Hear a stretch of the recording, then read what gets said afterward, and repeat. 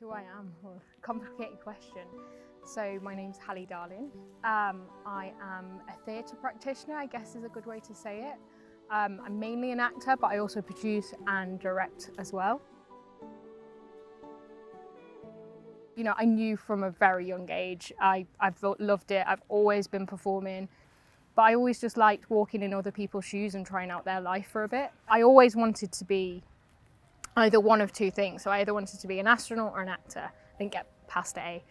And as a child, I was always like, well, I'm dyslexic. I'm probably never going to get to be an astronaut. So I was like, I know, I will perform being an astronaut in a show or whatever.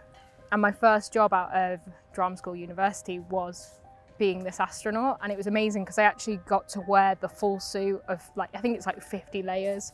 And I was really lucky because I was told that I was going to get rejection, you know, because acting life is.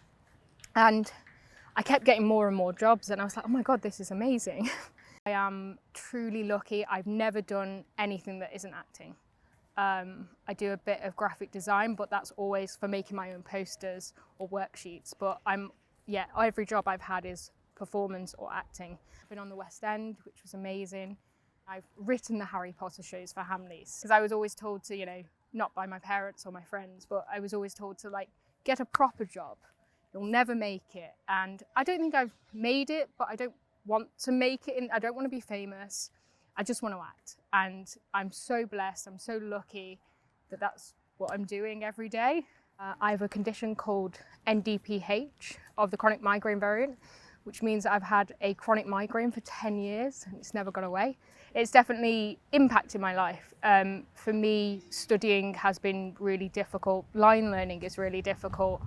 And I'm always striving for better and, you know, keep carrying on. Even though I have this chronic migraine, I keep going and I keep striving for the next thing. And I'm always looking for a new job, a new challenge, a new adventure. I love making a set and making it pretty, and I'm very big on details. Be like, oh my gosh, we need a costume, so I'll start sewing. And then it'll be like, oh no, we need set, I'll start making the set. I also have a company called A Wonderful Adventure, which I run with my partner, George C. Francis. We mainly do children's theatre and puppetry because that's something that we really love. I was playing a prostitute and George was playing Jack the Ripper. So I murdered you many times. Many times. Many times. And that's how we met. Yeah.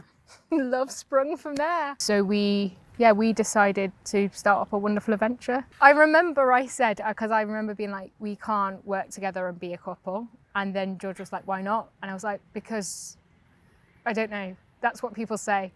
And then we just did it. And honestly, you're the best person to work with because we work so similarly. I was very lucky whilst I was studying that I was taught by a guy called Mike McCormack, who performed at the Polka and is an amazing puppeteer and performer.